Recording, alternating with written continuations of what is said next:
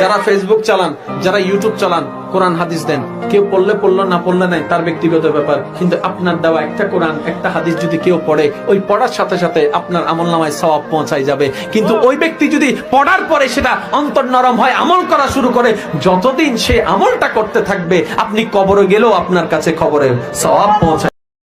ধ্বংসকারী ধ্বংস নিঃশেষ হয়ে যাবে।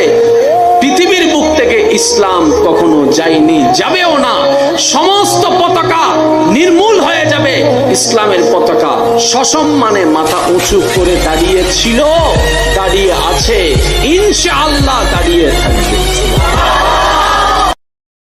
রব্বানা আতিনা ফিদ দুনিয়া হাসানা ওয়া ফিল আখিরাতি হাসানা ওয়া কিনা আযাবান নার।